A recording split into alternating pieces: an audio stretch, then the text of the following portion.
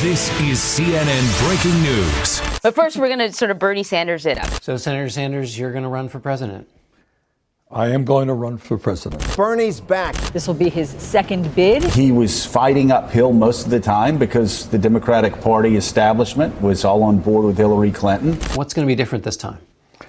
We're going to win. Bernie Sanders has been an advocate for basic human rights. In the 60s, looking dapper as fuck, Bernie was arrested side by side with black men and women at the height of the civil rights movement. He was chairman of CORE, the Congress for Racial Equality, helping lead the first known sit-in at the University of Chicago, protesting segregated housing on campus with 33 students outside the president's office. In the 50s, Bernie raised scholarship money for kids in Korea that were orphaned during the war. In his teens, he worked for a union, protested police brutality, and attended the 1963 March on Washington alongside Martin Luther King Jr. When black students were given bug-infested trailers as classrooms by Chicago Mayor Richard Daley, with no heat or AC, Bernie was arrested for protesting, seen here, chained to his fellow activists, arm in arm, fighting the good fight. There's merit to Bernie. And these are the athletes standing behind him. Remember when Colin Kaepernick faced an uphill battle with NFL owners, including the president, for simply bringing awareness to black people being executed in broad daylight by police? Bernie did. Jake, let's not worry about the politics of what's going on. Let's talk about why players are doing what they're doing. Exactly. Communities now where kids are being picked up for smoking marijuana, getting police records, which makes it difficult for them to get the jobs that they need. Oh, yes! The players are talking about is the need for criminal justice reform, the need for police department reform. The man speaks truth. Most importantly, no aversions and deviations via BS political lingo, just the core of the issue. He keeps the entire debate focused on the reason for the protests, unlike Trump deflecting to a false flag, militaristic-minded narrative. It should be no surprise then that Michael Bennett, an NFL player and activist, voiced his support for Bernie. Why is it your choice? I just like a lot of things that he talks about, social injustice, the things about climate control.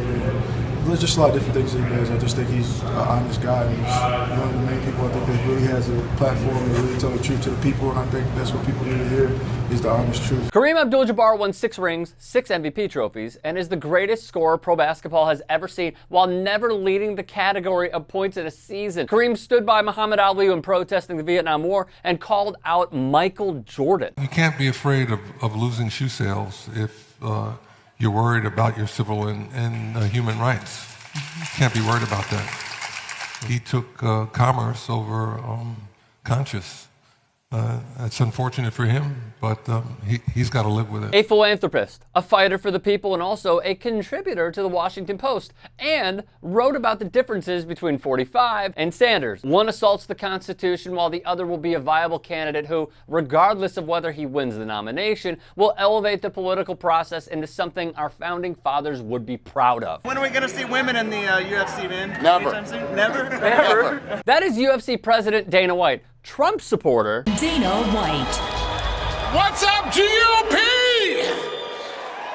Good evening, everyone. Meanwhile, Ronda Rousey was a pioneer. She was the first woman to medal at the Olympics in judo. She fought for equality in the UFC, later becoming the first female headliner, the first woman in any combat sport to draw a $1 million live gate, the first to headline a $1 million pay-per-view buy. Ronda Rousey practically launched the women's division in the UFC. She also despises Donald Trump. I don't want a reality TV star to be running my country. And is a supporter of a certain someone. I just really like how he isn't accepting corporate contributions to his campaign. I don't think they belong in politics. It's a way to kind of take the interests away from the people and more towards the money that they're receiving, and I don't think it's right. And that's just in sports. Cardi B, Charlamagne, Bun B, Big Boy, Tyler the Creator, EPMD, Diplo, Art Garfunkel, Foster the People, the Red Hot Chili Peppers, Neil Young, and countless others in the music industry endorse Bernard Sanders. Shailene Woodley, Rosario Dawson, Spike Lee, John C. Reilly, Danny DeVito, Mark Ruffalo, Will Ferrell, and tons of A-listers are feeling the burn.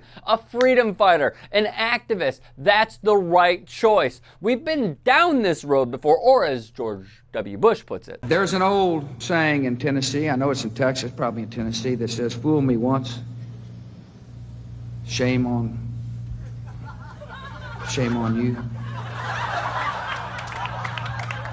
If fool me, we can't get fooled again. Let's let's not get fooled again, shall we?